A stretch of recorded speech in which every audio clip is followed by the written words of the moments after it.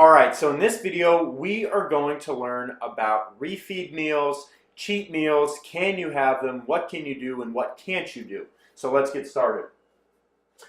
So first off, the question that you're probably asking is, are refeed meals necessary, and what are refeed meals? So a refeed meal is when you eat good, clean carbs to replace your liver and your muscle glycogen, and just replace and replenish your glycogen levels throughout your body.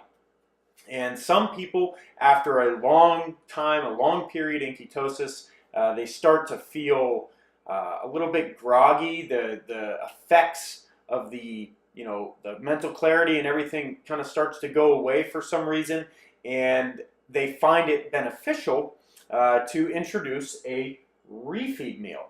So in that refeed meal, you eat good carbs like sweet potatoes and rice, and don't go and binge on cake or in sugar and things like that. But what you're doing is you're just replenishing your glycogen levels in your muscles and in your liver. And you know what, some people like it, other people don't. You don't need it.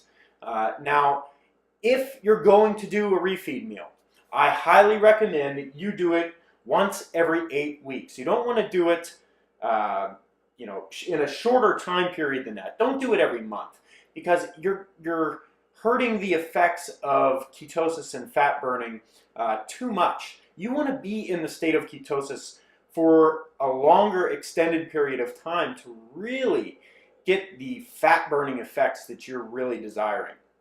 So no, I don't recommend that you do refeed meals, every week, every 2 weeks, every 3 weeks. Wait 8 weeks until you're going to do a refeed meal, if you're going to do one.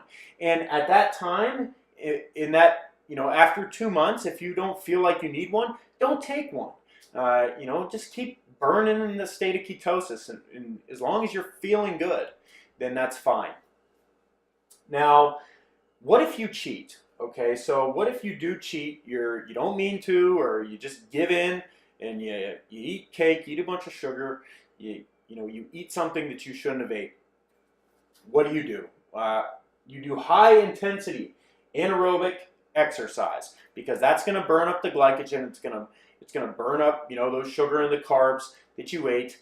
And after you do the exercise is when you reintroduce the good fats. You don't want to reintroduce good fats when your insulin's raised up after you eat something bad like that, because if you do that, then, like I said, insulin's a storage hormone. So if your insulin's up and then you reintroduce good fats, your body is going to accept some of those into your cells as fat. So you want to do high intensity anaerobic exercise first. And also cinnamon. Cinnamon is a cool hack if you eat carbs.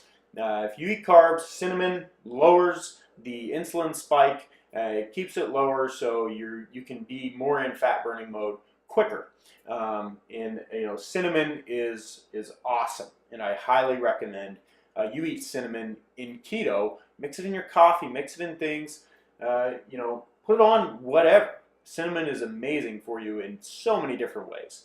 But yeah, so that is the refeed cheat questions. That is what I recommend. Every 2 months you can refeed, indulge on glycogen, carbs, good carbs, if you want to do that.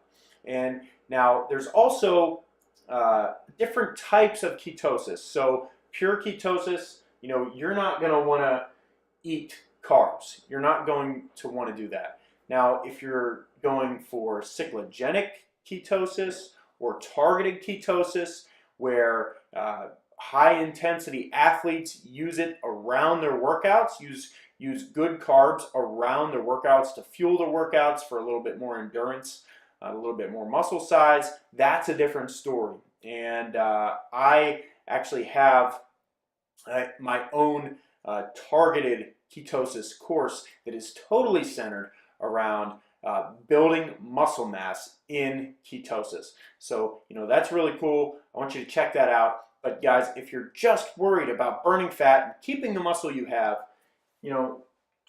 every 8 weeks, you can do a refeed, no sooner than that. And that should be it. All right, guys, I'll see you in the next video.